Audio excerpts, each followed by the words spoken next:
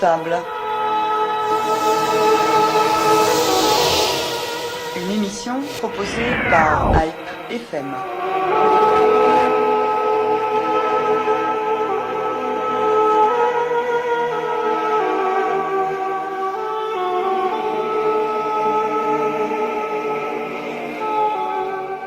Bonjour, l'Arménie, c'est aussi une destination de mission humanitaire, culturelle, de retrouvailles aussi des grandes familles associatives qui désormais choisissent l'Arménie comme point de rencontre. L'Arménie donc vue et vécue autrement, c'est le sujet de ce Carte sur table qui n'aura pas la prétention d'être exhaustive, mais permettra peut-être de découvrir ces initiatives, ce que ces initiatives apportent à l'Arménie et à ceux sûrement qui y participent.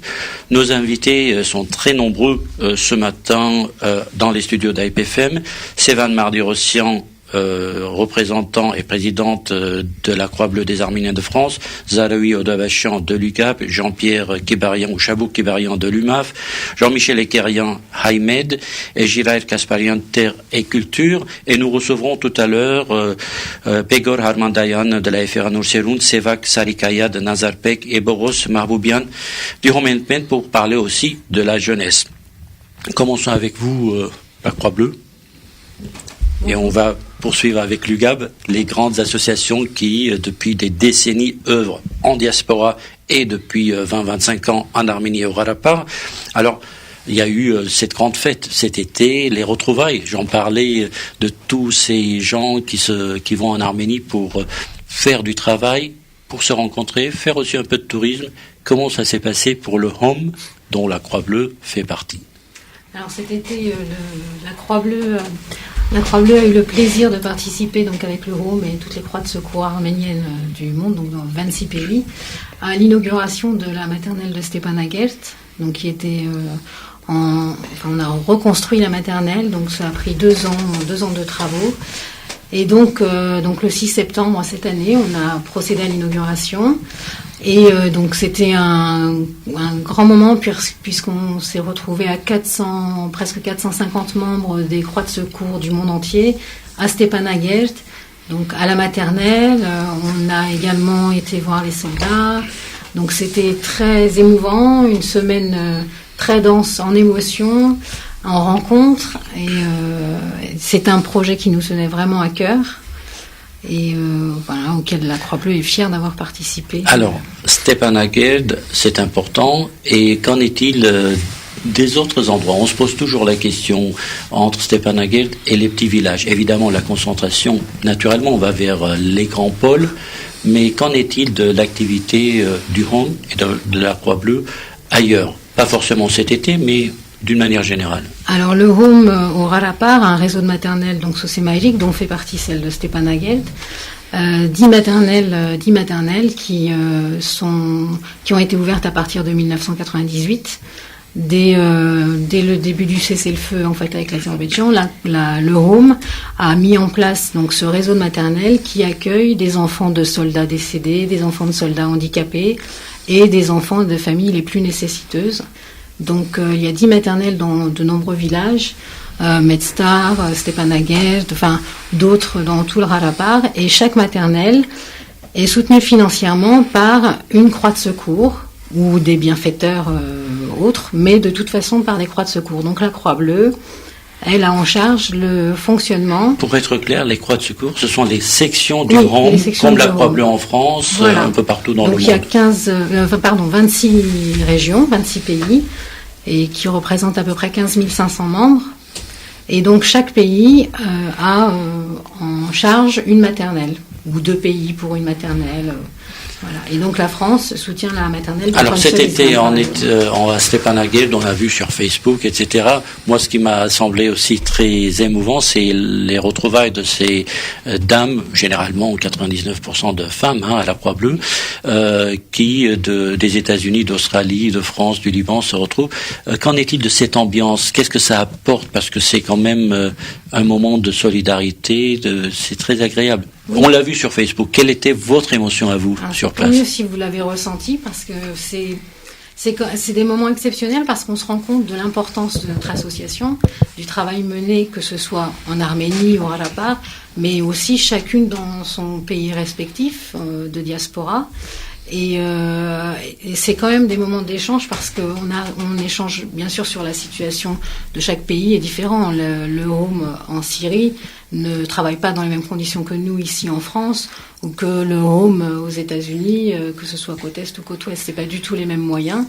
Et malgré cela, malgré les moyens qui sont très différents, on arrive quand même à faire des actions qui ont un sens et qui apportent on voit la réalisation, on voit vraiment concrètement ce qu'on arrive à faire, les gens qu'on arrive à aider, que ce soit à travers des parrainages aussi, puisqu'on a les parrainages d'enfants orphelins, des étudiants. Ça continue. Ça continue toujours, surtout après la guerre des 4 jours de 2016. On a encore des orphelins qui se sont ajoutés à ceux qui étaient déjà dont on avait la charge. Et donc on en a encore à parrainer, on a encore des étudiants à parrainer, donc malheureusement on en a encore à parrainer. Alors le but de notre discussion, c'est aussi de montrer à nos auditeurs et aux Arméniens de France d'une manière générale que c'est pas les missions sur place. Pour avoir ces missions sur place, donc il faut récolter des fonds ici, il faut monter des événements de solidarité, de sensibilisation. Alors comment ça se passe, Zaroui Odabashian, au niveau de l'UGAB? Vous aussi, vous avez un programme très riche en Arménie au niveau mondial, l'UGAB mondial, mais qu'en est-il de l'UGAB France? Alors, l'UGAB France s'investit aussi pleinement pour faire découvrir l'Arménie, notamment à la jeunesse. Premièrement, à travers un programme qui s'appelle Discover Armenia, ou Découverte Arménie, qui a maintenant plus de 15 ans d'existence. Et ça vise les jeunes de 15 à 18 ans, qui auront ainsi un premier contact avec l'Arménie en se déplaçant dans le pays, en étant en contact avec les Arméniens sur place, en allant visiter également des programmes de l'UGAB du type les centres de jeunesse qui sont animés en fait au profit des enfants arméniens, également des orphelinats, mais principalement pour donner cette possibilité de connaître le pays, de découvrir le pays pour une première fois. Voilà, donc ça c'est un programme qui vise les jeunes de 15 à 18, qui se passe au mois d'août sur 3 semaines. Après, nous avons également un programme qui touche plutôt les étudiants. Donc à l'instar des autres programmes de stage qui existent à l'UGAB Monde, notamment les stages de New York, les stages de Londres, de Paris, de Buenos Aires maintenant, il y a également les stages à Yerevan ça s'adresse à qui? Qui permettent justement à des étudiants qui sont en études supérieures d'effectuer un stage de 6 semaines, de juin à juillet, dans des entreprises et des institutions en Arménie, à Yerevan. Donc, pareil, là, il y a un volet principalement professionnel, parce qu'on les met en contact, bien sûr, principalement, ces jeunes travaillent. Faire un stage, c'est être dans un cadre professionnel, travailler, avoir une mission bien claire et enrichir donc son parcours universitaire et professionnel. Mais on leur donne également la possibilité de rencontrer des professionnels, des institutionnels, pour voir un petit peu comment fonctionne le pays, parce que ça pourrait être aussi une première rencontre avec le pays même. Et il y a également un volet de découverte, parce qu'également il faut faire connaître, bien sûr, faire déplacer les jeunes, connaître les hauts lieux de la culture arménienne, aller au Karabakh, parce qu'il y a 3 jours qui sont passés également au Karabakh.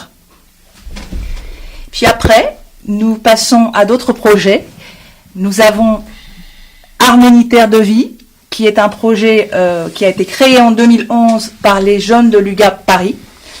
C'est un projet humanitaire et social qui s'adresse aux jeunes de 18 à 30 ans. Donc ce sont des bénévoles qui partent en Arménie pour une mission bien déterminée, bien donnée, qui consiste à contribuer à la rénovation, à rénover un lieu donné. Ça peut être une école, ça peut être également un centre de jeunesse, comme ça a été le cas dans le temps, au Karabakh, en Arménie. Donc c'est une trentaine de jeunes qui partent ensemble, principalement de France, mais également d'autres pays. Cette année, par exemple, l'édition 2017 a fait participer des jeunes de Genève, d'Istanbul, mais principalement de France. et qui vont s'investir durant ces 4 semaines en août dans la rénovation d'une école. Donc c'était l'école de Saricure dans le Tavouche cette année, où ils ont rénové 4 salles de classe de cette école primaire, donc de Saricure. Et ça, c'est le volet rénovation. Il y a également un volet de sensibilisation à l'environnement, on va dire le volet environnemental, où les jeunes bénévoles vont pouvoir installer des panneaux d'information pour sensibiliser sur la nécessité de préserver l'environnement. Ça a été le cas dans les éditions précédentes au niveau du lac Sévan, par exemple, pour alerter les gens sur les dangers de la pollution autour de l'école, pour inciter les jeunes à mettre les déchets dans des poubelles qui ont été installées, à faire attention en fait à leur environnement. 2 et 3, il y a également ce contact qui se fait avec les jeunes sur place, dans la mesure où c'est une école qui se fait donc rénover par nos bénévoles. Ça va être avoir le contact avec les jeunes, créer des jeux, animer des ateliers dans l'après-midi tous les jours durant ces 4 semaines pour apporter quelque chose aux enfants et surtout avoir le contact avec eux. Ça va de soi, on est sur place, on a envie de côtoyer les jeunes arméniens, les habitants. Le séjour de ces jeunes bénévoles se fait en famille. C'est des jeunes donc qui sont répartis dans des familles et qui vont être au contact de ces familles-là au quotidien. Voilà pour le projet Arménie Terre de Vie, donc qui existe depuis 2011. Également, un petit volet de sensibilisation, de prévention bucco-dentaire. Ça, nos jeunes y tiennent. Tous les gens, ils partent là-bas avec des kits bucco-dentaires pour inculquer aux petits-enfants des écoles ou des centres de jeunes les habitudes sanitaires, d'hygiène bucco-dentaire. Alors, vous avez parlé de rénovation. Les spécialistes de la rénovation, c'est Terre et Culture, mais en matière, non pas forcément d'école, mais très souvent d'église. Très souvent, mais pas que. Pas que. Alors, nous allons... Gilad Kasparian, quelle est la mission actuelle? Parce qu'on sait que Terre et Culture a été très impliquée en Syrie à Kessab, en Iran à Tate ou ailleurs, mais en Arménie, quels sont vos projets actuels? À l'heure actuelle, nous avons 2 projets en cours. Le premier, c'est l'église Surpovanès de Merdi. Merdi, c'est une ville qui est juste à la frontière iranienne, dans le sud du pays. C'est un projet ambitieux qui a été initié par la branche américaine de Terre et Culture et qui nous demande beaucoup d'efforts et beaucoup de moyens, parce que effectivement c'est une église qui est très belle, qui est pas très vieille, qui date environ du XVIIe siècle, mais qui contient des peintures murales et des graffitis tout à fait intéressants qu'il va falloir rénover. Donc on a demandé effectivement à des spécialistes ici en France de venir voir là-bas pour la rénovation de ces peintures, enfin tout au moins celles qu'on peut récupérer, parce que certaines sont irrécupérables. Et il a fallu faire appel à des ingénieurs béton, puisqu'on est obligé de mettre des piliers béton pour soutenir cette église. Donc c'est un projet qui est quand même assez compliqué. Et parallèlement à ça, effectivement, on a découvert également pas mal de sites archéologiques autour de l'église. Le seul inconvénient qu'on a, c'est qu'une construction a été faite juste à côté, une construction tout à fait sauvage. Donc on est en cours de négociation pour racheter cette construction et soit la transformer, soit la démolir éventuellement. Ça, c'est le premier projet le plus important. Le deuxième projet, c'est celui dont je m'occupe, c'est Danzapalar. Danzapalar, c'est un ermitage, c'est un ancien monastère qui est en haut d'une montagne, à 1600 mètres d'altitude, au-dessus d'un petit village qui s'appelle Ber, près de Gaban, également dans le Siounik, qui lui est un projet un petit peu fou parce que on a une logistique qui est très compliquée, dans la mesure où il n'y a aucun chemin carrossable pour y arriver, donc tout se fait à dos de cheval. En sachant que du village, pour accéder au site, il y a à peu près 2 heures de cheval. Alors, quand vous parlez de projet, qu'est-ce qu'on doit comprendre? Si vous pouvez nous décrire un peu le cadre, le travail. Alors, le cadre lui-même, c'est un cadre idyllique, parce qu'on est en plein milieu de la montagne. Pour moi, c'est quelque chose d'assez extraordinaire. C'est un cadre de sérénité, on se sent bien, c'est un poids géodésique important. Il y a beaucoup de magnétisme qu'on ressent. Et donc ça, c'est le côté absolument positif de la chose. Tous les gens qui viennent là-bas, tous les jeunes qui sont venus avec nous, reviennent régulièrement, ce qui nous pose d'ailleurs des problèmes, parce qu'on n'a pas beaucoup de place, puisqu'on est dans une clairière en fait, et que passer une quinzaine de personnes, ça commence à devenir un peu compliqué. Alors justement, vous êtes combien sur ces projets-là, que ce soit à Merli ou... À Merli, alors cette année... Danza-Para. Il faut que je répète le nom, parce que pour moi, ça a été très difficile de le retenir. Danza-Para. Danza-Para, voilà. Comme danse, comme les poires. Oui. Sur Merli, cette année, on avait environ une quinzaine de volontaires, arméniens, américains, français. Sur Danza-Para, on en avait un petit peu moins, on en avait une dizaine, ce qui est déjà beaucoup pour là-bas. Quand vous dites américains, français, ce sont des Arméniens de France. Des Arméniens, bien entendu. Enfin, on a également, cette année, on a eu également un groupe de scouts français qui a voulu venir, et dont on est très satisfait. D'ailleurs, en l'occurrence, ils étaient également très satisfaits. Et on essaye de s'ouvrir justement à des jeunes, peut-être en quantité moindre, mais pourquoi pas. Et c'est très bien que des jeunes comme ça viennent avec nous. Quelle est la durée de ces projets? Vous travaillez sur du one-shot, comme on dit, en une période, en un été, on fait ce qu'on a à faire, ou bien ça s'étale sur... Alors, Merli, par exemple, Merli, non, puisque Merli est en ville, donc on a une entreprise, bien entendu, locale, parce que les jeunes qui viennent là-bas viennent pour aider, mais il est certain que la construction elle-même se fait par des professionnels. Donc Merli est un projet de longue haleine, puisqu'il tient au moins 6 mois. En fait, ça tient le temps qu'on ait nos crédits, en clair. Donc, mais à peu près c'est 6 mois. Il commence à travailler vers le mois de mars-avril, jusqu'au mois d'octobre-novembre. On espère que ça ira jusque-là. Et après c'est terminé ou... Après ça reprend l'année prochaine. Ça reprend donc. Ça reprend, oui, tout à fait. On continue. Ça, chaque année, si vous voulez, on vote les crédits pour pouvoir continuer. Donc jusqu'à présent, ça a commencé l'année dernière. Merli a commencé l'année dernière, c'est continué cette année, et on va recontinuer encore l'année prochaine. Mais précisément, qu'est-ce qu'on fait? C'est-à-dire dans quel état se trouve cette église? Cette église se trouve dans un état lamentable. C'est-à-dire qu'il y a des murs effondrés de tous les côtés, tout est cassé. Donc il a fallu effectivement... donc il y a eu des plans d'architectes qui ont été faits, un ingénieur béton qui a été nommé, qui a fait tous les plans béton, etc. Il a fallu faire des piliers béton parce qu'on ne pouvait plus soutenir autrement, et reprendre tout, et on repart tout pratiquement presque de zéro. Presque de zéro, c'est-à-dire qu'il faut remettre toutes les pierres les unes sur les autres, etc. Donc c'est un travail assez colossal. Voilà. Alors, on va parler aussi santé. L'UMAF, depuis plusieurs années, a des missions diverses et variées en Arménie. Il y en a deux dont on a déjà parlé autour de cette table. Ce sont les deux projets de lunettes et le projet dentaire. Donc, Chavo Kibarian, présentez-nous les activités de l'UMAF en Arménie. Alors,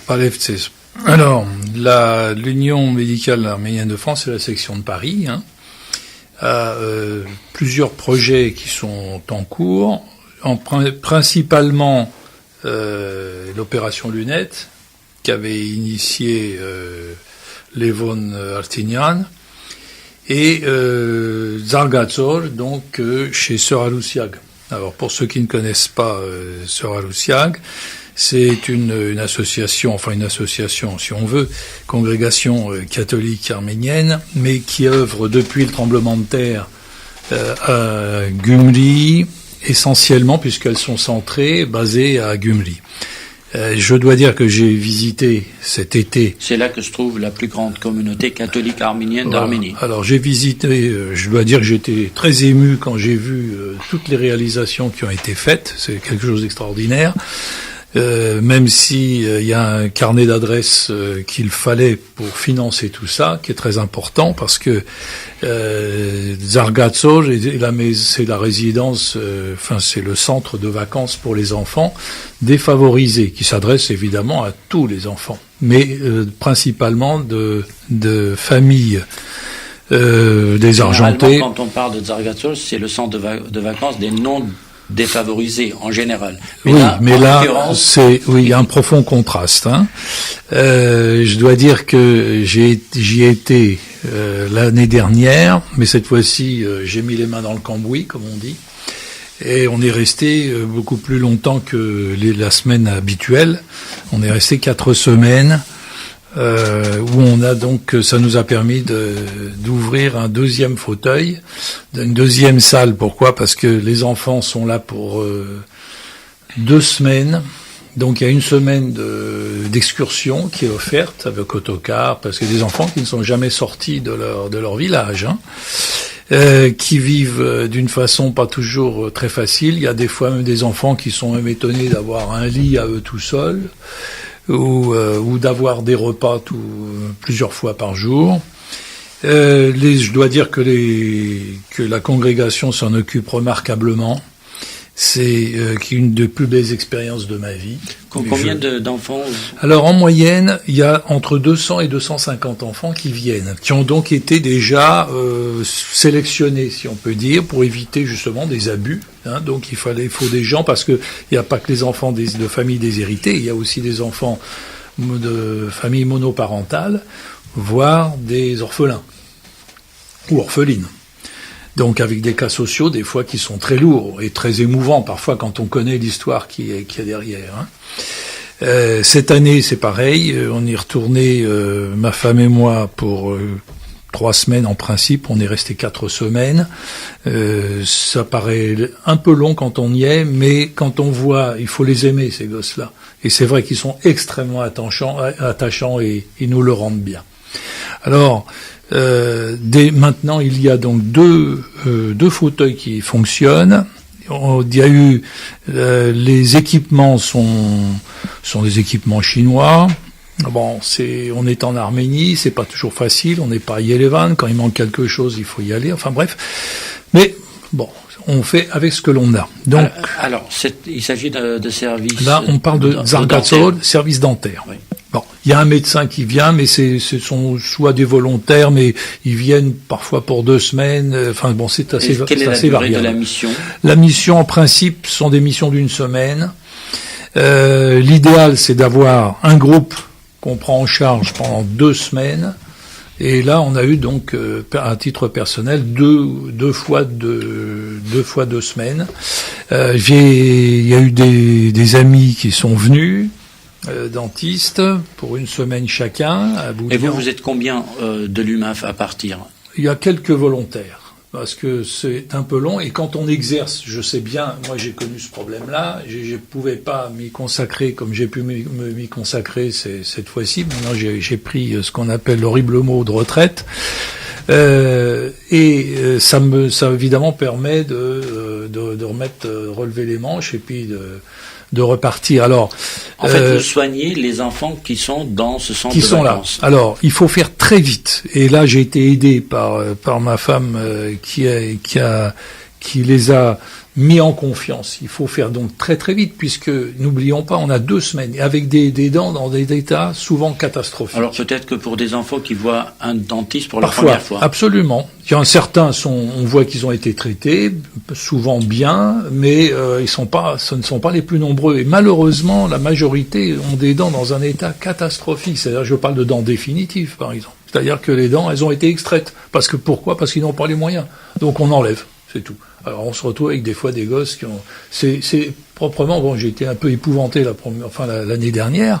Enfin bon, on a pris les mesures, on a vu, et on a bien compris qu'il fallait avoir un équipement suffisamment performant pour faire le maximum. Parce que quand il y a, disons, il y a pas loin de 250 enfants, 250 enfants. Alors, rien qu'à passer pour déjà faire le bilan, c'est chose impossible. Donc, il faut avoir 2 fauteuils. Je me souviens, ou je me trompe peut-être, que l'UMAF a déjà eu des missions, mais ailleurs dans les régions, de prévention. Oui, alors... C'est un petit peu particulier. Par exemple, ça n'était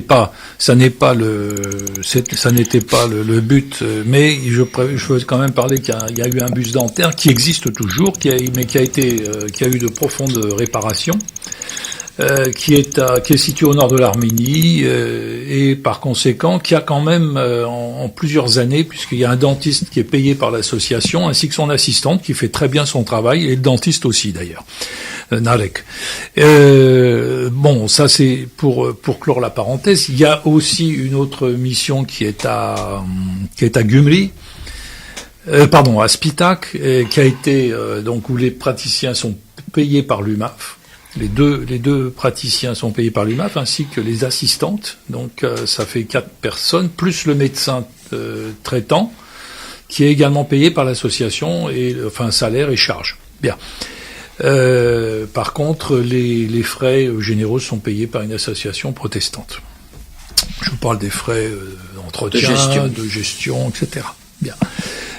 Concernant les lunettes. Concernant les lunettes. Alors, concernant les lunettes, c'est un projet qui remonte de 2004 à 2017. Donc, la dernière campagne s'est passée cet été. Il y a eu une préparation, un personnel au mois de mars pour faire des diagnostics. Et donc, la deuxième partie s'est passée du 15 au 25 août. Toujours avec notre ami Léon Artignan, et il a eu donc une ophtalmologue, 5 opticiens et 3 accompagnateurs, donc avec tout un matériel. De 2004, je vais vous donner des chiffres, c'est toujours barbant, mais bon, ça vous donnera une idée. Là, cette fois-ci, ça s'est passé à Hourian, qui est à l'est de Chirac. Vous avez donc de 2004 à 2017, je vois que le nombre d'enfants était de 39 dépistés, 39 593, très précis. Mais enfin bon, il y a eu donc des lunettes qui ont été fabriquées sur toute cette période de 2004 à 2017, 3775 lunettes, et des lunettes de presbyte, c'est-à-dire qui ont été distribuées à des personnes qui sont obligées d'emprunter les lunettes de leur conjoint, ou qui peuvent plus faire des travaux d'aiguille, des choses comme ça aussi basiques. Il y en a eu quand même 17 510 qui ont été distribués, et 203 villages, mais je parle entre 2004 et 2017 bien sûr, qui ont été visités. Voilà. Disons que c'est... Alors, les lunettes sont amenées de France. Absolument. Il y a eu les verres aussi. Il y a eu une demi-tonne qui ont été réparties sur 32 cartons qui sont passés, puis il y a eu aussi des demi-tonnes pour cet été ou pour cet été. Oui. Et donc, qui sont distribués gratuitement. Qui sont distribués gratuitement. Il y a aussi des enfants qui ont été dépistés. Il y en a eu 13 qui sont avec des pathologies qui demandaient une intervention et qui n'ont pas les moyens. La fondation Howard Karagosian qui a pris en charge. Puis il y a aussi il y avait aussi des gens disons au niveau de l'État, enfin bref, qui ont essayé de faire quelque chose. Alors, durant nos discussions avec le docteur Léon Artignan, qui s'occupe de ce projet en Arménie de l'UMAF, il nous donnait des exemples comment un enfant de 7-10 ans est considéré souvent comme étant pas intelligent, un peu attardé, parce que en classe, il n'arrive pas à suivre les cours, parce qu'il ne voit pas ce qui est écrit sur le tableau. Donc, avec cette action, rien que ce petit exemple montre que une petite opération montée par les Arméniens de France peut apporter beaucoup de bien à une famille, à un enfant, et peut-être être un début pour la construction d'un bel avenir pour cet enfant qui, sans ses lunettes, peut-être qu'il serait allé ailleurs dans une autre direction. Donc, ce sont des choses symboliques, mais en réalité, c'est de la vie courante, quoi. C'est des choses très réelles. C'est exact. Jean-Michel Ekerian, on a souvent parlé, surtout durant la part avec vous. Vous êtes multitâche aussi, puisqu'il y a les maternelles comme la Croix-Bleue, il y a la santé, il y a la formation, il y a cet hôpital, le nouvel hôpital de Stepanakert. Alors, racontez-nous tout. À la base, de toute manière, on avait quand même décidé de garder une porte de l'ordre de 20% de notre budget concernant la part éducative. Alors cette part éducative, elle a touché Gümri, puisque à l'école polytechnique, nous avons aidé pendant plusieurs années 5 ou 6 élèves pour pouvoir les inscrire à la faculté, et nous avons équipé entièrement une salle d'informatique avec une vingtaine d'ordinateurs neufs. Ça, c'était il y a 3 ans, qui remplaçaient ceux qu'on avait mis en place il y a une dizaine d'années. Pour la part éducative concernant l'Artsar, nous avons 2 maternelles. Maternelle maintenant numéro 1 que nous avons depuis 4 ans, et la maternelle numéro 2 qui s'appelle maternelle Montémelconian, dont nous occupons depuis environ une vingtaine d'années. S'occuper, ça veut dire d'abord donner une prime tous les hivers à toutes les institutrices, sachant qu'il y en a environ une quarantaine dans la grande maternelle et une vingtaine dans la petite maternelle, prendre le bois pour l'hiver, payer la nourriture. C'est une prime de combien ? C'est une prime de 100 €. que l'on donne comme prime de Noël, de manière à leur redonner du courage, de manière à leur redonner plus qu'un salaire une pour bouffée. Voilà, c'est leur donner une bouffée d'oxygène.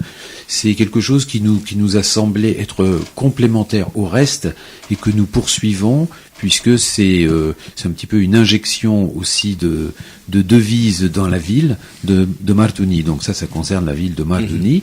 Alors les maternelles, c'est le matériel scolaire, c'est les couvertures, c'est les vitres lorsqu'elles sont cassées, c'est le bois pour l'hiver, c'est la nourriture pour l'année. Tout ça pour dire que, comme vous le savez tous, les maternelles sont à la charge des parents, alors que l'enseignement primaire et secondaire est pris en charge par l'État. Si dans ces maternelles, les parents n'envoient pas leurs enfants parce que c'est trop cher, le début de l'éducation, l'apprentissage de la lecture, l'éveil aux arts, aux couleurs et à tout ce qui est positif environnemental n'a pas lieu. Et à ce moment-là, l'enfant arrive directement dans le primaire et il peut avoir effectivement beaucoup de difficultés. Ceci dit, depuis la période soviétique, en Arménie, beaucoup d'enfants vont à l'école à partir de l'âge de 6 ou 7 ans, oui. Pas avant. Oui. Donc les habitudes de ne pas aller à la maternelle existent quelque part. C'est pour pour ça. Pas conseillé forcément, mais non, ça existe. Voilà. C'est pour ça que c'est très utile parce que ce sont des maternelles très efficaces, à savoir que l'apprentissage de la lecture et même l'apprentissage de quelques mots d'anglais ou de quelques mots de français leur met déjà le pied à l'étrier pour une troisième langue, puisqu'ils ont le russe et ils ont l'arménien. Alors, ça veut dire que, mettons, si le coût est de $50 par mois, on abaisse le coût à 20 ou $25 par mois, ce qui permet à tout le monde de pouvoir envoyer ses enfants. Le but n'est pas de faire un assistanat pour prendre en charge 100%. Il faut que les gens gardent leur dignité, et ça ils le comprennent, ils le ressentent très bien, sans aucune explication. Moyennant quoi, cette grande maternelle est passée de 40 élèves à 210 élèves. Et la petite maternelle est passée de 30 élèves à 130 élèves. On l'a visité il y a 3-4 jours. On les visite régulièrement parce qu'on les aide pour le tout à l'égout. Voilà, le principal, les derniers travaux, c'était le tout à l'égout, les couvertures, les blouses pour les infirmières qui travaillent, puisque dans chaque maternelle, il y a au moins une infirmière. Ça, c'est la part éducative. Pour la part médicale, pour nous, l'Artsakh, ça a été prendre en charge le mieux possible tous les problèmes de santé publique. Alors, que l'on pouvait. Vous êtes médecin vous-même. Oui. Donc, je suis anesthésiste réanimateur, ce qui permet d'avoir une vision omnipraticienne et de pouvoir amener avec nous des spécialistes. Donc, les problèmes de santé publique, c'est-à-dire l'infarctus du myocarde à la phase aiguë, qui n'avait pas été pris en charge, les diabétiques, puisqu'il y a environ 1000 diabétiques en Artsakh, entre 900 et 1000. Actuellement, ils sont tous traités gratuitement. Le centre de diabétologie qu'on a ouvert il y a 20 ans, avec le gouvernement, on a pris le pari qu'ils acquièrent leur autonomie dans les 5 années qui suivent la mise en place. C'est le cas. On avait pris en charge, et c'est tout à fait le cas. Actuellement, il y a 900 diabétiques traités gratuitement chaque année. Mais qu'en est-il des médicaments ? Alors, en ce qui concerne les médicaments, au début, on les a fournis à 100%, après on les a fournis à 70%, après on les a fournis à 50%.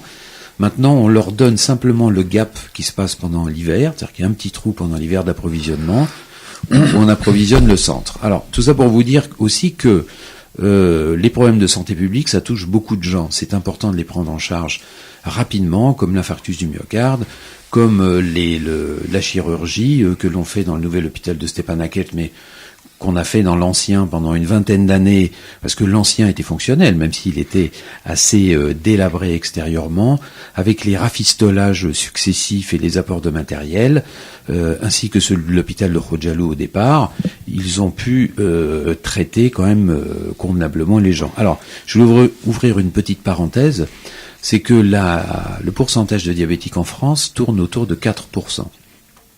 Le pourcentage de diabétiques en Artsakh tourne autour de 1,2%.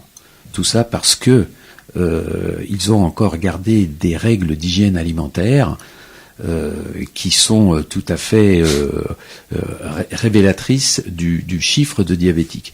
Alors, le diabète, c'est une maladie très compliquée. Théorie.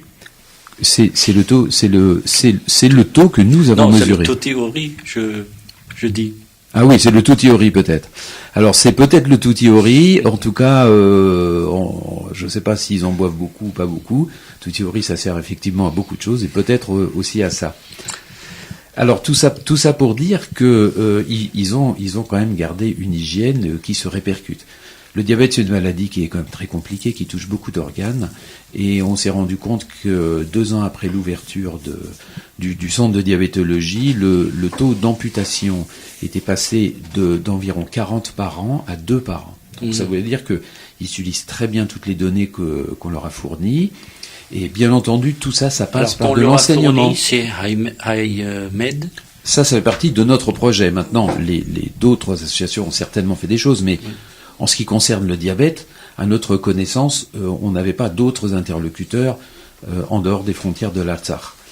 Ce qui fait que maintenant, on arrive quand même à avoir une population qui est plutôt rassurée, qui fréquente beaucoup plus ces centres, qui se trouve à la polyclinique maintenant, et qui fréquente beaucoup plus les hôpitaux, en particulier le grand hôpital qui a fait suite à l'ancien qui a été maintenant détruit, dans lequel on mène depuis des années des missions de chirurgie, d'infectiologie. Dans la chirurgie, il y a l'urologie, la chirurgie orthopédique, la chirurgie viscérale, sachant qu'à chaque mission, nous amenons avec nous des praticiens arméniens vivant en France, enfin d'origine arménienne de France, et des Français de souche à qui on montre et qui participent avec nous à tous ces travaux. Sur Yerevan, alors sur l'Artsakh, il y a aussi une part dentaire avec Gérard Aouchoumian qui met l'accent, et je pense que Jean-Pierre sera d'accord avec nous, qui met l'accent sur la prévention et ce que tu vois en Arménie, on le voit aussi en Artsakh. Il y a un énorme travail de prévention à faire. Alors Jean-Pierre, c'est Chabot-Kibarian, oui, je vous ai présenté comme Chabot.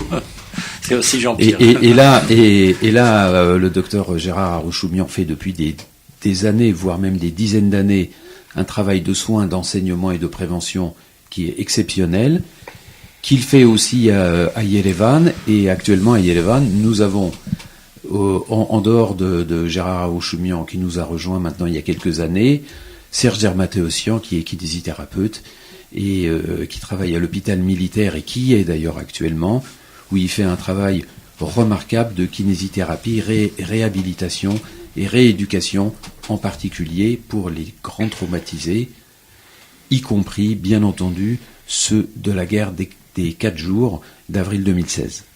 Alors, on voit qu'il y a des choses très intéressantes qui se font, mais le potentiel de la communauté arménienne de France, ça dépasse l'action honorable que vous menez en Arménie, en Artsakh. Comment faire pour fédérer plus de talent, d'expertise à tout ce que vous faites, la Croix-Bleue, Terre et Culture? Est-ce que votre action est restreinte aux membres qui ont l'habitude de faire ces actions, ou bien il y a peut-être un moyen de faire participer la communauté des non-membres? Qui veut répondre à cette question? Jean-Michel Ekerian. Alors, je vous prie de m'excuser de reprendre la parole, mais chaque association a, je pense, ses membres, en tout cas en ce qui nous concerne, je pense que c'est la même chose pour tout le monde, a ses membres et a autour un cercle concentrique de sympathisants. Ce cercle concentrique de sympathisants, évidemment, il faut l'augmenter, peut-être par la meilleure communication, et c'est-à-dire qu'il faut consacrer du temps à la communication. Et du temps à la communication, il faut le choisir pour qu'il soit efficace, parce que c'est du temps qu'on ne consacre pas aux actions réellement et à la préparation de missions ciblées. Mais c'est aussi excessivement porteur, parce que le financement, c'est l'essence d'une voiture, et le moteur, ce sont les membres qui le font sur place, qui financent d'ailleurs aussi quand même beaucoup de choses. Alors après, il y a ceux qui n'ont pas été touchés jusqu'à maintenant par l'information et qui potentiellement peuvent participer si les projets les intéressent. Je pense qu'il faut aller les chercher individuellement. C'est-à-dire qu'on a tous sur notre carnet d'adresses de nos téléphones portables, par an, au moins un membre, une personne que l'on peut aller démarcher personnellement, par une entrevue, par un coup de téléphone, où on lui présente des documents et qui peut se rapprocher Et ça, si chaque membre le fait pour une personne par an, je pense qu'on peut grossir nos rangs de manière très efficace. Alors justement, pour les autres, comment ça se passe? Est-ce que l'UMAF, c'est entre vous ou bien vous allez chercher les jeunes médecins qui sortent des universités et on leur dit, écoutez, venez, il y a des missions en Arménie? C'est peut-être un petit peu compliqué parce que je pense qu'il y a un problème plus général qui est pas très gai. Je pense que c'est pour l'ensemble des associations, qu'elles soient arméniennes ou non arméniennes. Il y a une difficulté de renouvellement des membres parce que je vois, mais vraiment d'une manière générale, puisque je suis dans d'autres associations non arméniennes, et je vois bien que recruter de nouveaux membres, donc des jeunes, ils n'ont pas beaucoup de temps. Ils sont occupés, la vie quotidienne est difficile, elle est de même de plus en plus difficile, et bon, il faut qu'ils se consacrent à l'essentiel. Déjà, c'est leur travail et leur famille, évidemment. Donc ça, il y a déjà un problème de ce côté-là. Par ailleurs, évidemment, on a besoin d'organes de communication. Nous en avions un qui était le journal, en tout cas en parlant de l'UMAF. C'est d'abord, il y a les frais de routage, il faut des gens qui aient envie de s'en occuper. Puis comme c'est souvent les mêmes, il arrive un moment où il y a un phénomène de fatigue. Donc il y a pas, dès l'instant où il n'y a pas cet organe de transmission qui est du papier. Je parle du média papier. Bien sûr, ça peut se faire aussi par Internet, mais Internet, il y a tellement d'informations qu'on en est submergé. Finalement, on regarde moins que quand on reçoit un papier. C'est différent. L'impact n'est pas le même. Bon, voilà comment je verrai un petit peu les choses. Des jeunes, oui, il y en a qui viennent, mais il y a une difficulté de recrutement indéniablement. Donc maintenant, évidemment, alors sont souvent les mêmes donateurs qui donnent un petit peu à gauche, à droite d'ailleurs, j'en sais quelque chose, et je suis pas le seul. Et ce sont toujours, malheureusement, ce sont souvent les mêmes donateurs. Alors voilà, je suis un petit peu acerbe à ce niveau-là, mais je crois pas me tromper de beaucoup. Alors, deuxième question, à peu près dans le même sens, au-delà de la communauté elle-même, est-ce que les associations arméniennes de France coordonnent ensemble, mettent des priorités? On a fait une émission il y a 1 ou 2 semaines autour de la conférence Arménie Diaspora pour parler du rôle de la diaspora, et dans cette diaspora, cette coordination qui est indispensable. Est-ce qu'elle existe entre l'UGAB, la Croix-Bleue, l'UMAF, où chacun a ses projets et puis on n'a même pas le temps de communiquer ensemble? Alors pour moi, je vois plusieurs problématiques en fait, parce que là on aborde plusieurs choses à la fois. Certes, une perte de vitesse de l'adhésion, on a parfois du mal à faire adhérer des membres. Et puis là, on dit aussi en même temps que c'est difficile aussi d'attirer les jeunes sur les projets. Et puis en même temps, donc la problématique de communication entre les différentes structures associatives qui n'est pas simple.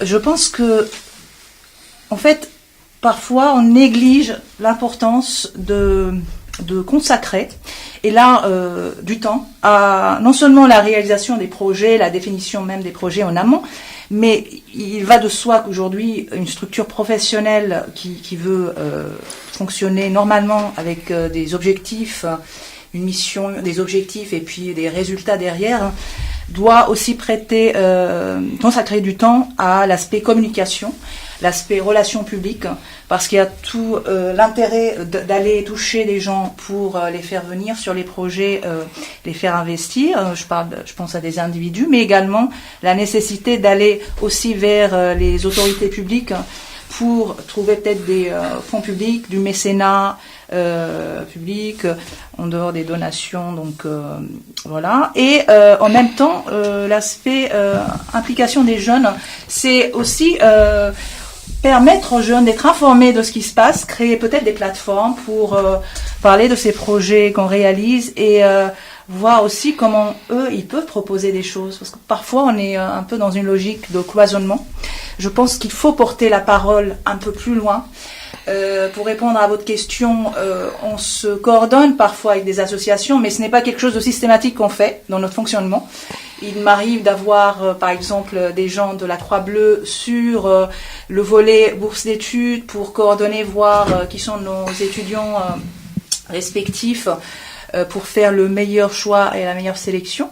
Je pense qu'il y a aussi du temps qui nous incombe, nous, au niveau des responsables associatifs, de se dire comment on fait pour aller rencontrer les autres associations, comment on fait pour porter la parole auprès des jeunes, comment on fait pour monter un petit peu en vitesse et porter un peu loin l'information. Aujourd'hui, les projets ne sont plus des projets locaux, c'est des projets globaux. Quand on parle de stage, quand on parle de bourse, on a des étudiants qui viennent du monde entier en France pour faire des études. On a des jeunes qui partent en stage dans le monde entier. Je parle de ce que je connais. Après, je suppose aussi que les médecins arméniens du monde peuvent aussi coopérer, collaborer sur des projets pour Tiens, c'est intéressant. Est-ce qu'il y a une coopération entre des médecins de l'UMAF et les médecins arméniens d'ailleurs? Il peut y en avoir. Il y avait un congrès qui existe toujours, qui a lieu tous les 4 ans, ce qui permet effectivement d'éviter les doublons, parce que c'est déjà arrivé. Le dernier a eu lieu en Argentine il y a quelques mois. C'est possible. Vous savez, je suis membre de l'UMAF depuis le début d'ailleurs, depuis le premier bureau, mais je ne suis pas au cœur de toutes les problématiques. Mais il pourrait y avoir, c'est déjà arrivé, c'était d'ailleurs prévu comme ça, puisqu'il y a une association internationale, mais disons qu'elles sont beaucoup plus ciblées, c'est-à-dire ponctuellement. Je vois par exemple à Tsargatsoj, il y a une association américaine qui s'appelle SOAR, qui d'ailleurs doit nous acheter du matériel lourd, qui est quand même pointu, et donc pour équiper et rendre plus efficace notre action au niveau dentaire, en tout cas, puisqu'il est quand même important, on peut pas le cacher. Il y a une autre association arménienne, mais cette fois-ci locale, qui a travaillé avec nous l'été dernier, qui s'appelle Hand in Hand de Ralabar, d'Artsakh, avec Vahagan Gazarian, et ils sont venus au mois d'août, ils ont pris notre suite. Tout ça demande évidemment du temps, de la disponibilité. C'est toujours la même histoire, bien entendu. Mais... Alors, qu'en est-il des budgets? Terre et Culture, vous avez évoqué des chantiers assez colossaux, parce que il y a des entreprises locales qui doivent construire, il y a des voyages, il y a le séjour de tous ces gens-là qui partent. Comment constituez-vous vos budgets et quel est ce budget, par exemple, dans votre cas? Comme toutes les associations, c'est-à-dire qu'effectivement, en passant ce mois de l'année à chercher de l'argent pour pouvoir travailler un mois en Arménie. Pour rebondir sur ce que vous disiez tout à l'heure, effectivement, la coopération entre les associations qui serait certainement intéressante. Le problème, c'est qu'on est tellement pris chacun pour essayer de ramasser cet argent, pour essayer d'arriver à trouver ses membres, que effectivement on a peu de temps, déjà qu'on est tous plus ou moins dans nos travaux, donc c'est un peu difficile. Ce budget effectivement, il est toujours difficile à trouver, il est de plus en plus difficile à trouver, je pense que personne ne me contredira là-dessus. Moi, je remarque juste une chose, parce que moi, je suis moins ancien que vous sur les associations, donc j'ai un œil un petit peu différent. Je suis d'ailleurs tout à fait émerveillé que vous, depuis cette année-là, vous soyez toujours aussi coopératif. Je pense que quelque part, il y a beaucoup d'associations arméniennes, ça c'est clair. Ces associations font tout un travail différent. C'est très bien. Quelques-unes se rejoignent quelquefois, ce que disait le docteur tout à l'heure. Effectivement, quelques-unes se rejoignent. Mais c'est vrai que, quelque part, il y a des bonnes associations, mais on manque de visibilité par rapport aux jeunes. Je pense qu'on manque d'une certaine visibilité. Les jeunes nous conçoivent comment ils nous reçoivent? C'est peut-être pour ça qu'on a de plus en plus de mal à trouver des adhérents, parce que déjà, ces jeunes sont de plus en plus sollicités, comme vous disiez tout à l'heure, des associations comme nous, hors Arménie, il y en a maintenant de plus en plus, mais même arméniennes. Donc il faut qu'ils fassent un choix. Ces jeunes, ils sont beaucoup plus occupés que nous, on ne l'est. Peut-être, je sais pas. Mais c'est vrai qu'eux ont l'air très occupés. Quand vous parlez avec les jeunes, nos propres enfants, on a du mal à les voir. Donc je crois que vous serez d'accord avec moi là-dessus. Et c'est vrai que le problème, le nœud du problème, à mon avis, il est là. Comment arriver à parler avec ces jeunes autrement que par des manifestations. On leur posera la question parce que c'est les plus militants qui seront autour de la table tout à l'heure. Excusez-moi, juste pour rebondir tout de suite là-dessus, je pense que il est important qu'aujourd'hui, comme on essaie de le faire à l'UQAM, en tout cas, des équipes qui s'agrandissent, que ce soit au siège mondial, en Arménie, et en France, il faut professionnaliser le fonctionnement des associations. Tout à fait. Parce que chacun peut faire ce qu'il peut faire, et c'est des expertises, et que ce cumul d'expertise fait qu'on a des choses qui se font, qui se réalisent. Et pour toucher ces jeunes, il faut aussi les aborder avec les outils qui les intéressent. Les jeunes, aujourd'hui, fonctionnent avec des outils modernes, c'est les outils numériques, les choses vont très très vite. Nos générations essayent de s'adapter, et je pense qu'il faut faire avec eux, avec ceux qui savent et ce qui les intéresse. Voilà. Donc Jean-Michel Esclarien. Oui, ce volet est très intéressant dans la discussion. Il se trouve que, de nature, les Arméniens ont construit un tissu associatif qui est fait de quelques grandes associations, de quelques moyennes associations et de beaucoup de petites associations. Si c'est la nature des Arméniens, ça veut dire que ça peut fonctionner de cette manière.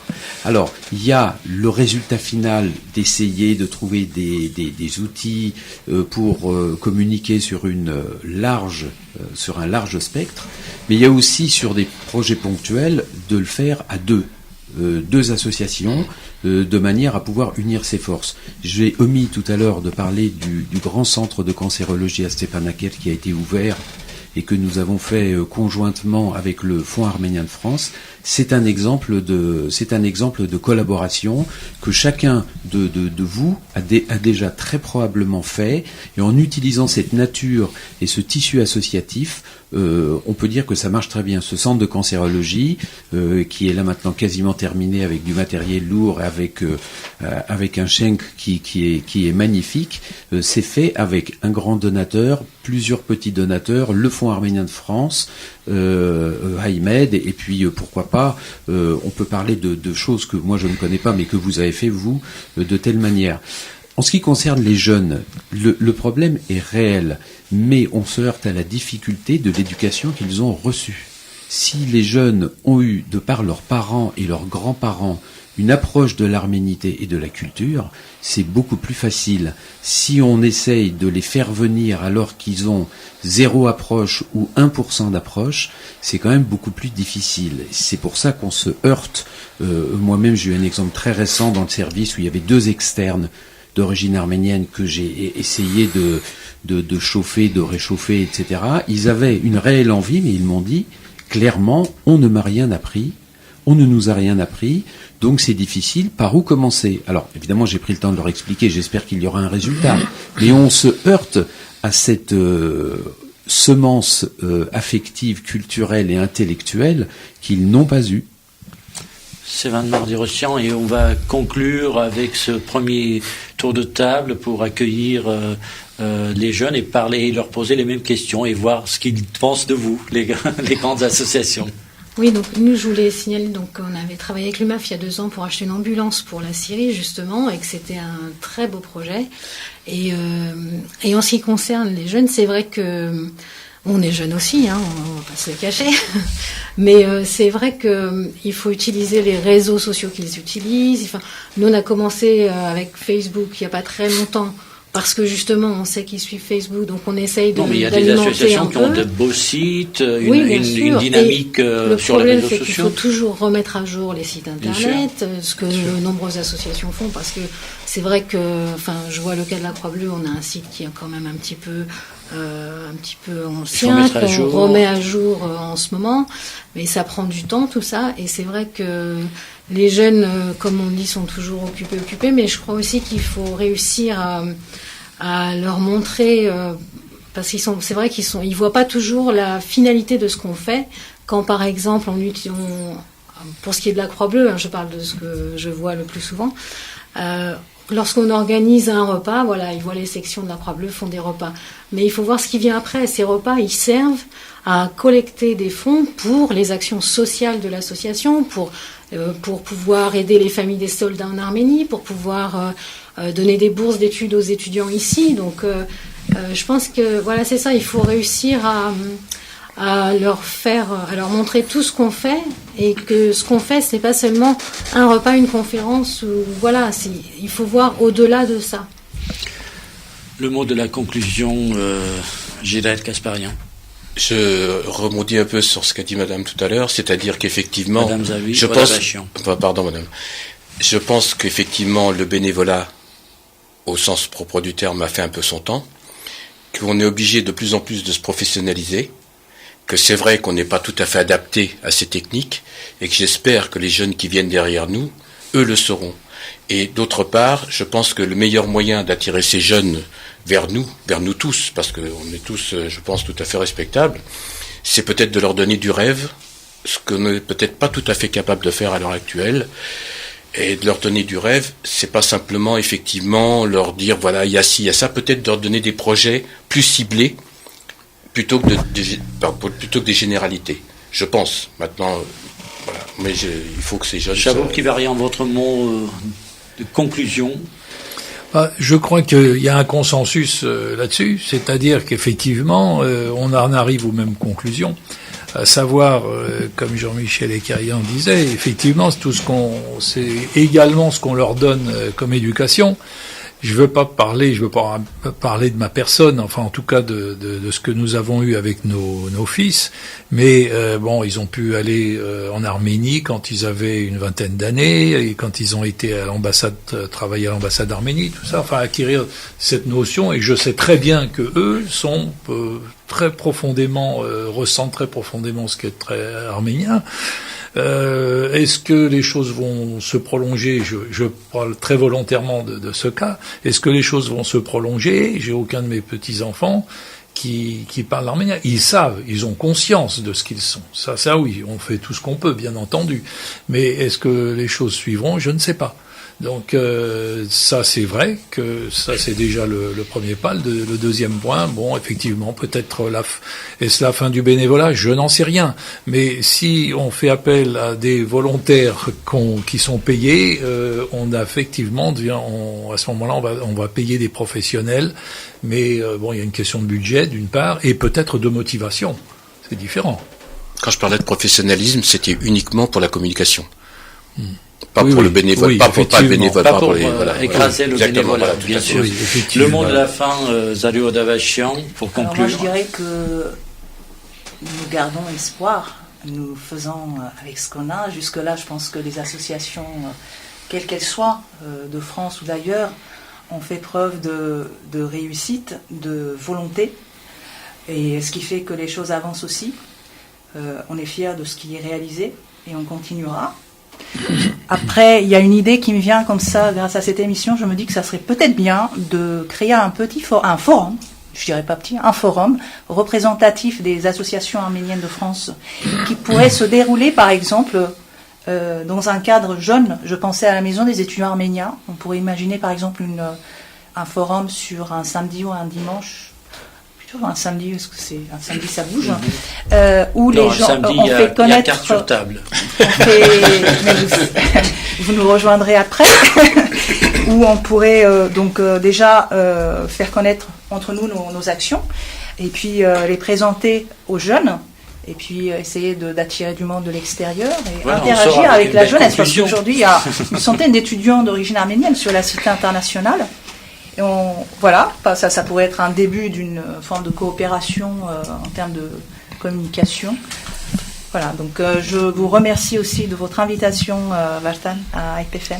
Je suis ravie d'être là au nom du GAP France. Le but de cette émission, c'était justement de communiquer, de montrer, et comme Sévan Mardirosyan l'a dit, quand une section de la Croix-Bleue ou même un parti politique, une association culturelle fait un repas, c'est pas pour le repas, c'est pour voir au-delà. Quand vous entendez des annonces sur IPFM sur une rencontre autour du börek, par exemple, c'est pas pour manger du börek. burek, c'est pour que quelqu'un au Harappa puisse manger du burek. C'est en fait ça le sens de ce repas, pour que l'aide arrive au Harappa en Arménie.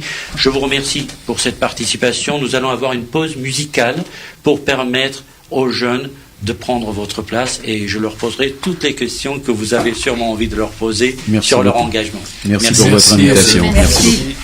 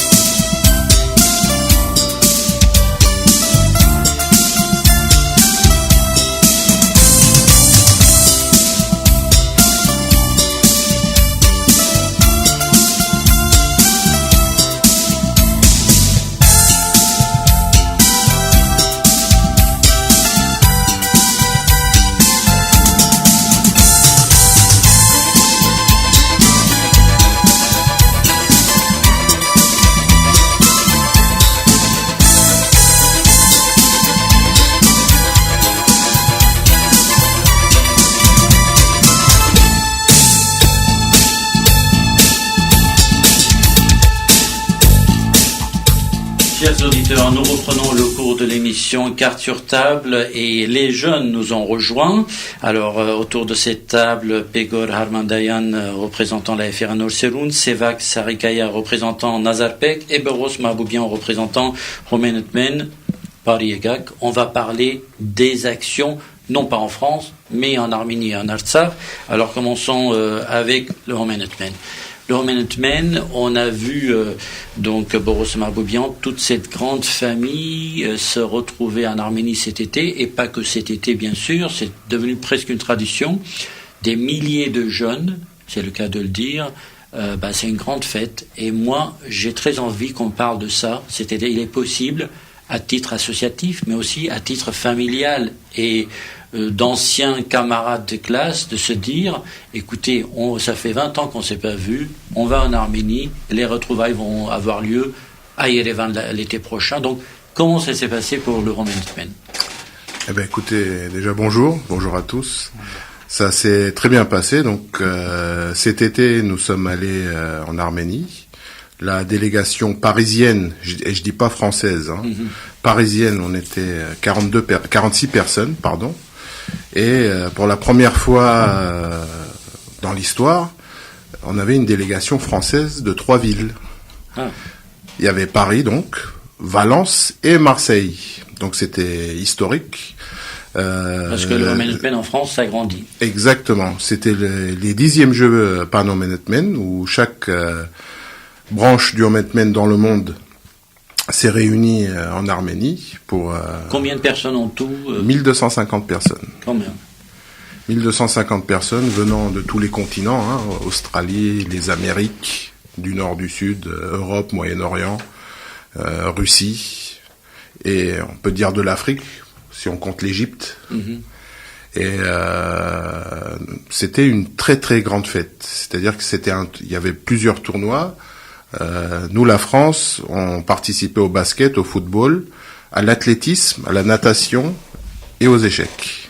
Alors justement, là, ce sont des jeux internes, inter-Romenagan. Alors ma question, c'est de savoir quel est l'impact de votre présence en masse et dans une ambiance festive et sportive sur les jeunes. Est-ce qu'il y a cet échange, ce moment d'échange avec les jeunes d'Arménie? Alors, justement, cet échange qu'on a eu avec surtout les jeunes d'Arménie et des autres pays, et notamment les jeunes... Je ne parle pas des jeunes du Romenagan d'Arménie, mais aussi les jeunes, les citoyens. C'est ça. Alors, pendant les matchs ou pendant les cérémonies, les défilés, il y avait beaucoup de jeunes autour de nous. Des jeunes de là-bas, d'Arménie, et les footballeurs, les basketteurs, je prends un exemple, c'est ça que j'ai en mémoire, allaient vers eux justement, ils parlaient de tout et de rien, hein, et ils leur donnaient en souvenir leur maillot. Et c'est ça qui était bien, parce que de fil en aiguille, nos supporters de là-bas, d'Arménie, qui nous connaissent pas à la base, hein, mais sont devenus de plus en plus nombreux à chaque match. Nous sommes également allés dans une association là-bas qui s'appelle ORAG, Romenagan Paris, hein. Et c'est une association en fait pour aider le quartier de Nor-Marash. Et nous avons apporté une contribution, hein. Nous sommes allés au milieu des jeux, et là-bas on a fait connaissance avec des personnes qui étaient en difficulté, que ce soit sociale, que ce soit pécunier, hein, tout simplement. Et nous avons essayé d'apporter notre aide, et je pense que cela va continuer. Alors, Nazarpek a été sur le front l'année dernière, cet été encore. Très intéressant de voir la mobilisation de jeunes de France, ou d'ailleurs peut-être aussi, aller à la rencontre des soldats. C'est une démarche presque très symbolique, certes, mais utile. Quelle est la nature de votre action en Arménie et au Karabakh? Alors bonjour à tous, hein, j'ai pas eu l'occasion de le dire. C'est l'année dernière, nous, quand on a commencé donc c'est Vaxa Al-Kaya. Donc c'est Vaxa Al-Kaya, oui. Quand on a commencé la mission Al-Sarh libre, c'était pendant la guerre des 4 jours. Donc on savait que c'était très urgent d'agir, et l'Arménie demandait d'ailleurs de l'aide à tout le monde, internationalement. Donc on y allait, on a récolté 15 000 €. Et on allait en Arménie, c'est 2 personnes qui sont allées là-bas. Donc cette année on l'a refait. Il n'y avait pas la guerre, mais en fait quand on y allait, on s'est rendu compte avec les soldats sur place qu'il y avait un besoin d'échanger, on va dire, avec la diaspora. Et au-delà de l'aide pécuniaire, ils étaient heureux de voir des Arméniens de diaspora venir les aider. Alors vous êtes allé voir qui? Quels soldats à la frontière? Alors structurellement, donc, comme on représente les jeunes Chakian en France, en fait on se met en lien avec le parti en Arménie, qui se met en lien avec le ministère de la Défense là-bas, et c'est eux qui nous disent il faut aller sur ce front par exemple avec les soldats, et on va, donc on a nos photos sur Facebook par exemple, si on va sur Nazarpek, on va sur le front avec les soldats, on se dit bonjour, on leur apporte l'aide. Et comment, on va pas donner des secrets de défense, hein, mais quelle est l'ambiance généralement? Est-ce qu'ils sont motivés? Ça c'est incroyable. Moi j'ai été vraiment frappé parce que d'ici, on dit il y a ce climat un peu de il y a un peu cette démotivation, on va dire, même si nous on l'a pas. Mais là-bas c'est incroyable comment ils sont, les jeunes, 18 ans, 19 ans. Ils nous disaient nous on est là pour vous défendre. On défend l'Arménité ici pour vous. Et c'est ça, ils sont comme des lions, quoi. Ils sont là pour gagner, et la défaite n'est pas une option. Alors, Pegor Harmandayan, vous avez été depuis quelques années avec le projet Yergir, donc au Karabakh aussi sur le front, aussi aux côtés des soldats, mais pas que. Quelle est la nature, vous, en tant que Norserunt, de votre mission? Alors, la mission pour le projet Yergir, alors ça fait déjà maintenant 4 ans qu'on va tous les ans au Ralapar à Stepanakert depuis 3 ans et cette année en Arménie aussi, à Armavir et à Stepanakert.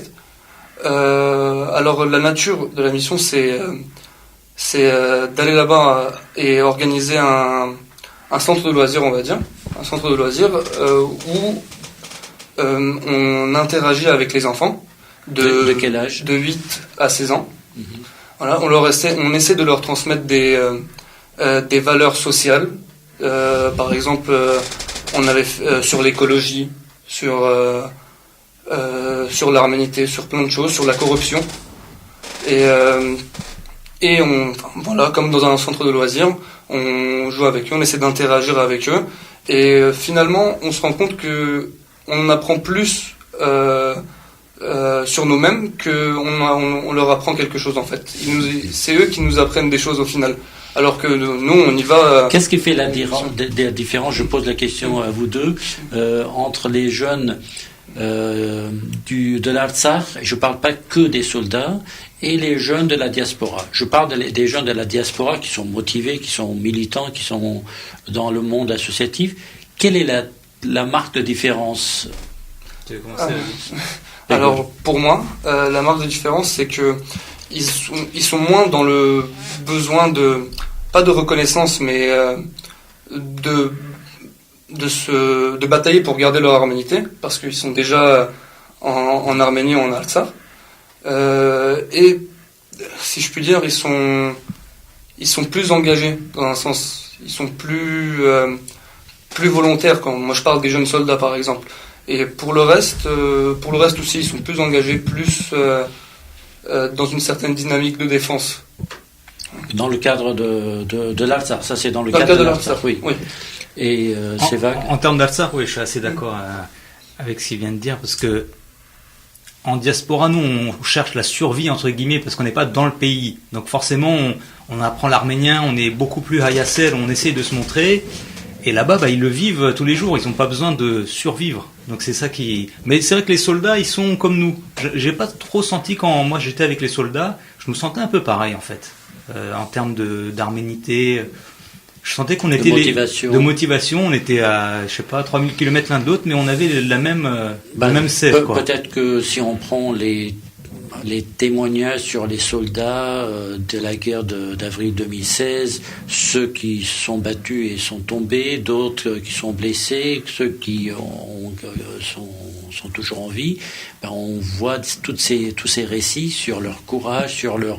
Personne n'a quitté le front, au contraire, ils sont allés de l'avant, ils se sont sacrifiés comme des vrais héros. Ouais. Donc ça, c'est quand même remarquable dans une société où on dit tout est perdu, on en a marre, le pouvoir ceci, le pouvoir cela, et on a l'impression que tout le monde veut partir, alors que là, ces jeunes existent. C'est ça qui est incroyable. Ouais. Sur le front, en tout cas, en Artsakh, en tout cas, la mentalité, elle est totalement différente de ceux contre le pouvoir. Ils parlent pas de ça, les gens, ça les intéresse pas. Ce qu'ils veulent, c'est vivre leur arménité en Artsakh et de dire Artsakh Merne et ça bougera pas. Alors, combien de jeunes partent pour ces missions depuis la France? Nazarpek, mission Artsakh Libre, on est nouveau, c'est la 2e édition. On était 11 cette année à partir sur le front, et c'est relativement beaucoup. Si on parle de Homenetmen ou du Gap, c'est des chiffres qui sont énormes. Mais 11 sur le front, je peux vous dire que c'est déjà beaucoup. Parce qu'il faut aller sur le front avec les voitures, etc. C'est pas et aisé. Dans le cas du Nord-Serut? Alors, pour Nord-Serut, cette année, il y avait une petite nouveauté. Parce que cette année, il y avait 2 camps. Donc un en Arménie et un en Artsakh. Cette année, on était 15. Du coup, 7 en Arménie et 8 au Ralapar. Et ça allait parce que on va dire qu'une personne gérait plus ou moins 10 à 15 enfants. Donc en termes de chiffres, c'est assez. Alors, qu'est-ce que vous, personnellement, et vos camarades, qu'est-ce que ça vous apporte au retour? Vous rentrez comment? C'est vague. C'est dépaysant. Mais alors c'est bizarre cette réponse. Enfin la question je me le pose souvent. Beaucoup de gens quand on leur dit on allait sur le front c'est incroyable, waouh. Mais moi ça me paraît tellement normal de le faire. C'est bizarre de le dire comme ça, mais ça me paraît. Pour moi c'est normal de le faire. Et c'est le fait de rendre heureux les gens qui sont là-bas. heureux, j'exagère peut-être un peu, mais de les voir sourire, d'être heureux de voir la diaspora avec eux auprès d'eux, au lieu d'aller en Côte d'Azur, vous venez nous voir, et disent les gens, ce qui est vrai d'ailleurs, on pourrait aller ailleurs, mais on va là-bas. Moi, je me sens bien en fait quand je reviens, de voir ce Raya Solutions, voir qu'on vit, qu'on est vivant et qu'on se bat pour quelque chose, c'est ça, moi, ça me ravive.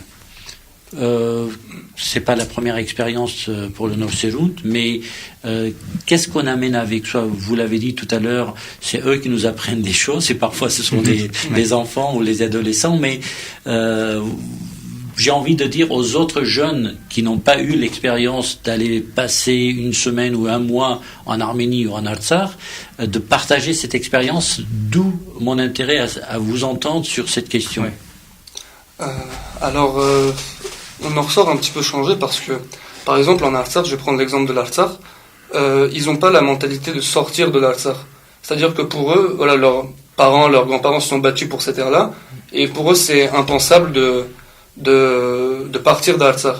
Et du coup, nous, quand on arrive et qu'on parle avec ces gens-là, nous qui sommes hors de l'Arménie, ça nous fait un petit peu bizarre. On a envie de partir avec eux, en fait, on a envie de les rejoindre, on a envie de partager quelque chose avec eux, et du coup on en revient changé. Par exemple, c'était ma première expérience quand j'y suis allé pour la première fois. J'en suis revenu changé parce que j'avais envie d'être avec eux en fait. Alors moi j'ai une question à vous poser à vous trois, parce qu'avec les grandes associations tout à l'heure nous parlions de l'engagement des jeunes. Si vous êtes là, c'est que vous êtes parmi ces jeunes très engagés, militants, donc le problème ne se pose pas à votre niveau, mais quel est votre regard sur les adhésions à motiver, les adhésions à susciter, non pas à rejoindre une association, mais des projets au moins. Que faire pour que veulent les jeunes Boros Maboubian aujourd'hui? Quel regard doit-on porter sur eux pour les inciter à rejoindre les projets, pour ne pas dire les associations? Alors, d'après nos adhérents, je parle par rapport à ça, moi ce que je vois par rapport aux jeunes qui viennent, c'est déjà d'avoir un entourage arménien, dans une ambiance arménienne pour commencer. Quand on parle du Homenetmen, déjà, quand les jeunes ils arrivent, ils savent qu'ils ont le choix de faire du scoutisme, du football, du basket. Et ils savent aussi que au Homenetmen, tous les ans, il y a quelque chose, c'est-à-dire un rassemblement, que ce soit national ou international. Et les jeunes, c'est ça qu'ils recherchent en fait, c'est d'avoir d'autres contacts, de garder une certaine arménité, avec la motivation de voir d'autres gens, de parler en arménien, de vivre en arménien, de manger en arménien, etc. Et jusqu'à il y a 3 ans, nous étions, par exemple, on était une 50aine au scoutisme. Dimanche dernier, on a passé la barre des 100 scouts. Ah, en région parisienne. En région parisienne. On est cette année, donc on est à l'école Saint-Mesrob Arabian. Et imaginez-vous, on est 100 et nous sommes obligés de couper le groupe en deux. Hein, les petits d'un côté, les grands de l'autre.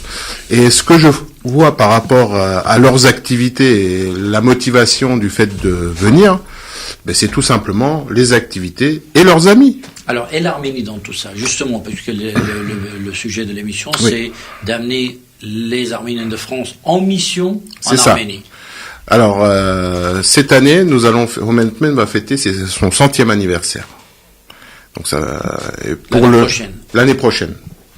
Quand je dis Daresherchan. Oui. Et pour le coup, cet été, il y a le Jamboree qui va être organisé. Jamboree, où c'est un camp où tous les scouts Homenetmen de chaque pays envoient une délégation en Arménie déjà. Et ça déjà d'une.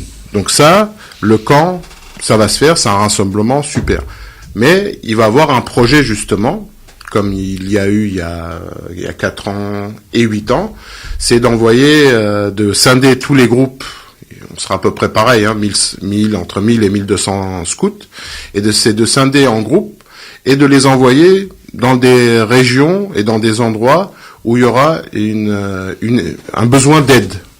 Je dis un exemple, il y avait une église dans la région de Gyumri, et c'était mon groupe. Hein. Et on était allé justement pour faire du déblayage, parce qu'il y avait eu beaucoup d'effondrements, c'était dans la montagne, donc il y avait des pierres à mettre autre part, hein, à tout déblayer. Et tout de suite après, on est allé dans une ferme pour apporter notre aide aux fermiers. Ils faisaient du fromage et nous, alors c'est ça justement qui est extraordinaire, c'est qu'aujourd'hui, il est possible d'aller déblayer devant une église à Gyumri, et pour cela, rejoindre...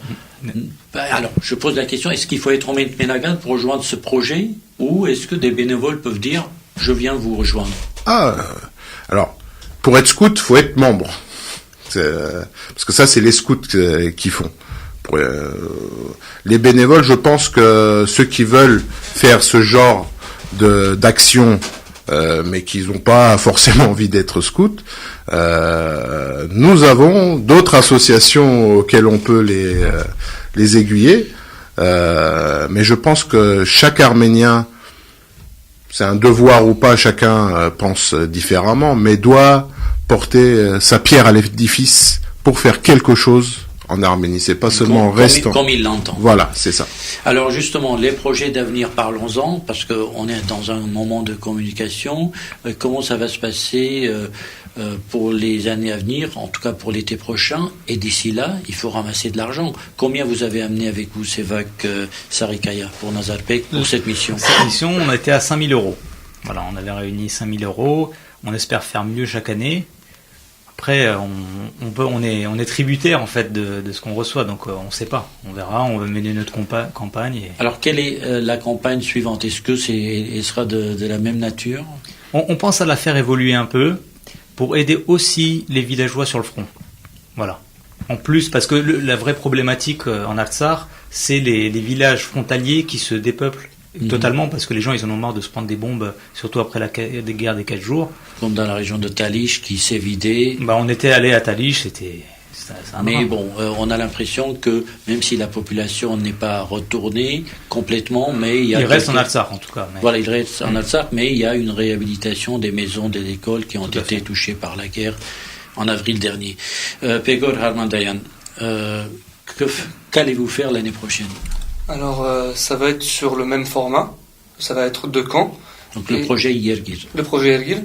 Et pour tout ce qui est de campagne, on a une campagne de parrainage pour les enfants. C'est-à-dire c'est sur Facebook. Pour chaque enfant, pour parrainer un enfant, c'est 35 €. C'est-à-dire c'est sa participation au camp? C'est ça. On a calculé que la participation au camp pour un enfant, ça nous coûtait à peu près 35 €. Donc on donne la possibilité aux gens en fait de parrainer un enfant et donc de contribuer à ce qu'un enfant participe au camp. Et à la fin du camp, cet enfant écrit une lettre pour la personne qui l'a parrainé. Voilà. C'est vrai. Si je peux pour répondre à la question d'avant par rapport aux associations et qu'est-ce qui attire les gens dans le projet. Moi, ce que je trouve intéressant dans notre communauté arménienne, c'est qu'il y a des associations pour tout. Donc ça passe par même pour faire du scoutisme, du sport, que ce soit les partis Tashnak Soutyoun ou Hunchakan chez Nazarpek, que ce soit la JAF qui fait de la danse, doudouk, etc., l'UGAB qui font de la bienfaisance. Peu importe. Il y a aussi des petites associations comme des Connexions qui font un travail merveilleux, AIO. Même s'il y a des gens qui sont absents aujourd'hui de cette discussion, il faut leur rendre hommage. Il y en a peut-être d'autres qu'on ne connaît même pas qui font des actions, mais bon, même aux anonymes, il faut rendre hommage. Tout à fait. Et comme disait Boros, chacun amène sa pierre à l'édifice. Donc c'est vrai qu'il y a des petites assos, mais elles sont là aussi, on les voit régulièrement. Et ce qui est bien, c'est qu'il n'y a pas une vision des choses, mais il y a un consensus en ce moment chez les Arméniens. J'ai l'impression dans toutes les associations, c'est d'aider l'Arménie. C'est devenu quelque chose de normal. Et pour parler des projets, je pense que oui, les projets seuls, par exemple, si on prend un camp Mission Artsakh Libre, que ce soit le projet Yergil ou Arménie Terre de Vie avec l'UGAB, des gens qui sont pas, en tout cas chez nous, qui sont pas dans l'association, peuvent venir que pour le projet. Donc si ça les intéresse de venir au front, si ça les intéresse de rénover une école, si ça les intéresse de parrainer un enfant, ils peuvent venir sans adhérer toute l'année L'association comme DA Connexion, par exemple, ils sont sur ce format-là. Tout à fait. Donc voilà, c'est une belle conclusion pour dire que il faut participer. Participer alors pour les grands financièrement, pour les plus jeunes, mais en tout cas c'est pour les grands et les petits. On peut à la fois donner de l'argent chacun à la mesure de ses possibilités et de ses envies, et puis aussi participer. On a vu tout à l'heure des personnes qui à la retraite qui partent faire des missions sanitaires. Donc c'est ouvert à tout le monde, et surtout c'est agréable de passer du moment en Arménie, franchement. Donc, parmi les associations que nous voulions inviter aussi, Ecosteo, c'est-à-dire, c'est une association qu'on a invitée dans le passé dans les studios d'APFM pour parler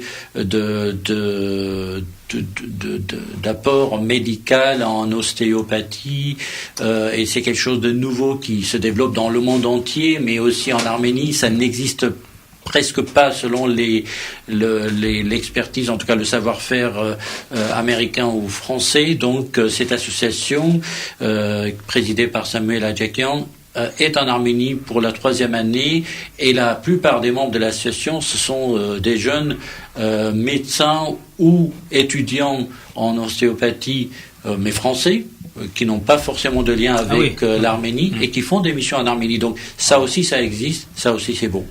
Mais d'ailleurs, il y a des Français dans les missions humanitaires que la Connexion fait, enfin peu importe, mais AYO aussi d'ailleurs. Enfin, il y a beaucoup de Français qui viennent. Alors merci à vous tous d'avoir participé à cette émission, dont l'objectif était tout simplement de dire qu'on peut aller en Arménie faire du tourisme autrement, c'est-à-dire se rendre utile, joindre l'utile à l'agréable, apporter quelque chose à l'Arménie, revenir avec cette satisfaction qu'on a été utile, et transmettre aux autres cette envie de partager des moments de solidarité. Et pour cela, il faut que pendant toute l'année, la communauté vous aide financièrement et moralement pour que vous puissiez continuer votre activité. Je vous remercie Boros Mahboubian du Management, Sevak Sarikaya de Nazarpek, Pegor Harmandayam de la FRA Nour-Seroud. Je remercie l'équipe qui est passée avant vous, donc Sevan Mardirosian de la Croix-Bleue des Arméniens de France, Zaroui Odabachian de l'UGAB, Chabou Jean-Pierre Kibarian de l'UMAF, Jean-Michel Ekerian de Haïmed et Gilles Kasparian de Terre et Culture. Merci à vous, chers auditeurs, de nous avoir suivis, et à la semaine prochaine. Merci. Merci.